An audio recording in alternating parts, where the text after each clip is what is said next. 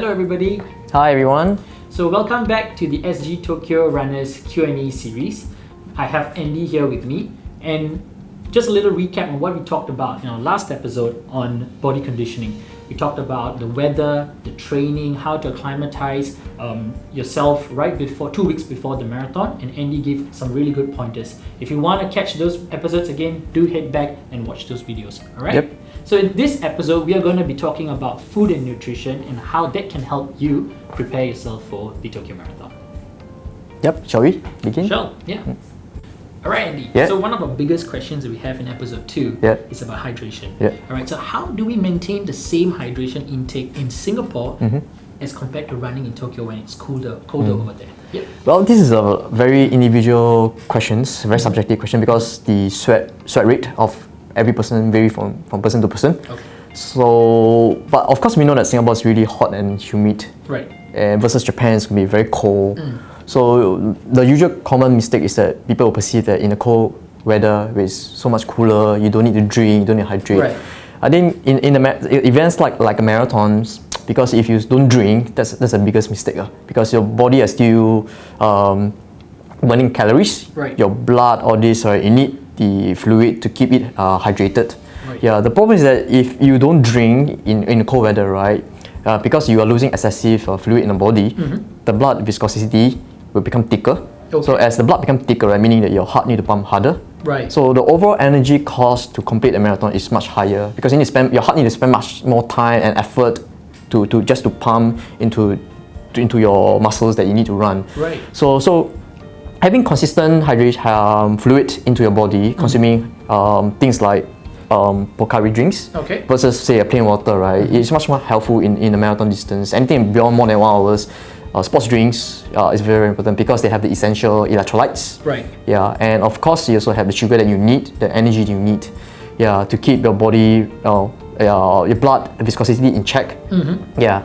So I think that because our weather here is so much hotter, and everybody's body build and requirements vary. Right. So we're not too sure how to calculate, but there's a very simple mathematics formula for you to calculate. Okay. So I'll just elaborate this on how to do a very simple experiment on how can you calculate your sweat rate. Fantastic. Yeah. Yeah, let's hear that. Yep. Alright, there's one very good formula that recommended by trainingpeaks.com, which you can see at the link shared. Okay, so basically this formula is very simple. You just basically need a weighing scale machine, and of course just need your drinks, which like for example 1 liter POCARI drinks. Okay, so how you go about this formula is that first of all you need to weigh your weight before the run, and of course you need to weigh your weight again after the run. So there's a difference between before and after because of the amount of sweat lost in the body. Right. So example like me, if before the run I'm weighing like 51 kg and after the run I weigh 50.1 kg, that means I have a weight loss of 0.9 kg. Yeah. So this is one part. The second part is you only need to measure how much water or fluid you have consumed during the run. Okay. So again, using a very simple analogy like a POCARI SWEAT drinks, you have 1 liter, and you you consume about, for example, you're left with 0.2 liter, meaning you drank 0.8 liter of POCARI drinks. So the amount of weight loss plus the amount of fluid that you consume, that value divided by the amount of time in minutes that you have run, multiplied by 60, because you need to convert it into liter per hour. Yeah, so that will give you a rough idea of how much water you have lost by per hour rate. Right. Yeah, with this value, then you will give you a good idea how much you should replenish your fluid. Right. So, for example, using me as an analogy again, using me as my weight before the run is 51, and just now I mentioned I lost about 0.9 liter, and I consume about 0.8 liter of drinks. So divided by, say example, I run a 90-minute workout, then multiply by 60 because of our conversion rate. So it add up. If you do the calculations, I have lost about 1.1 liter of sweat per hour in the body. So using this value, I can divide it into, for example, in the 1 hour run, every 15 minutes, right, I can consume about 250 ml of drinks.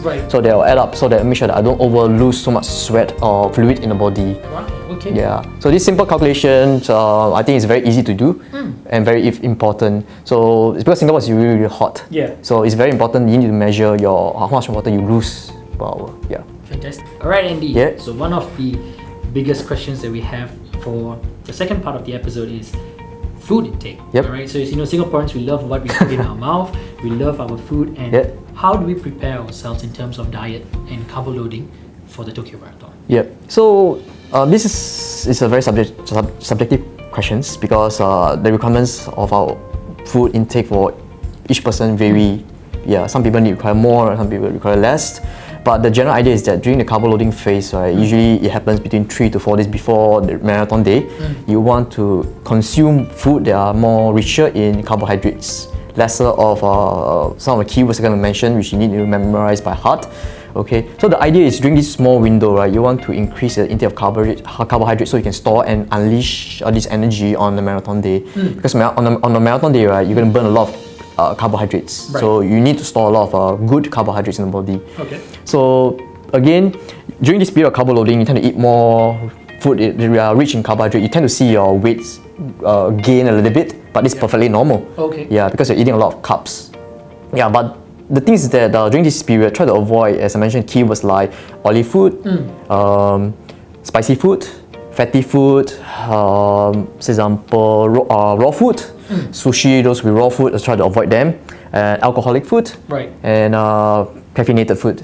So because the last thing you want is during this period you want to have ample rest. Drinking again too much caffeinated drinks keep your heart rate high. So Right. that may not be good because you want to rest. Okay. Yeah, raw food, sometimes uncooked food, sometimes it may cause diarrhea. Spicy food as well. I'm sure you love to eat mala, right? Yeah, I love it. Yeah, so just be a little bit careful during this period. Try to avoid spicy food. Okay. Yeah, so this is on keywords. So during this period also best time to consume POCARI drinks because they're easy to absorb into the body. Right. Because POCARI is going to be like one of the key. It's going to be the key hydration sponsor of the event. Oh, okay. So it's good. This is a good time for those who are not familiar with the drink as well. This is the best opportunity every day to drink a bit of POCARI, get everybody used to it. Right. So on the race day, you come to the water point or the hydration point. They are offering you POCARI. Just drink because you're already familiar with the drinks. Right. Easy for you to get used to it.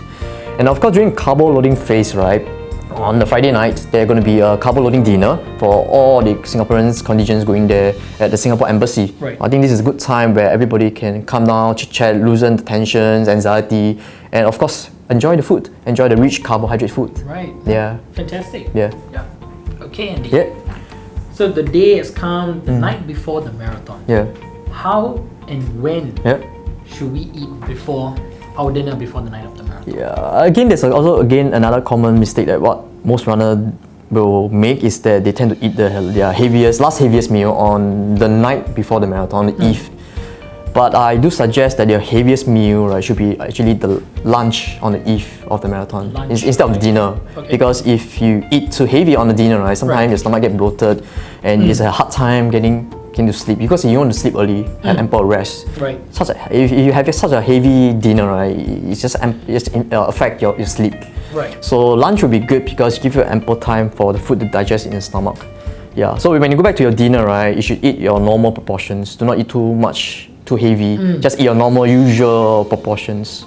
Yeah. So as I mentioned, eating heaviest on lunch will be Right. ideal. Again, give you ample time for the food to digest. Okay. Yeah. So again, at night before you sleep, maybe you have a small snack, like for example, a banana or like a POCARI drinks or a snack bar will be good. Like a late night Yeah, supper. late night snack. So some people feel that the dinner I have not had enough. I worry not enough Right, ammunitions in the body. Right. So maybe just drinks like a POCARI or again a snack bar will help to give you some energy, quick to absorb in the body, and they're not too heavy. Easy to. And again, we should stick to what you mentioned before on what are the things to avoid for the food. Yeah, exactly, Fantastic. exactly. So thank you all for watching our second episode of SG Tokyo Runners Q&A series. I hope you guys enjoyed it. And if you did, please do like, share and subscribe to this channel at POCARI SG.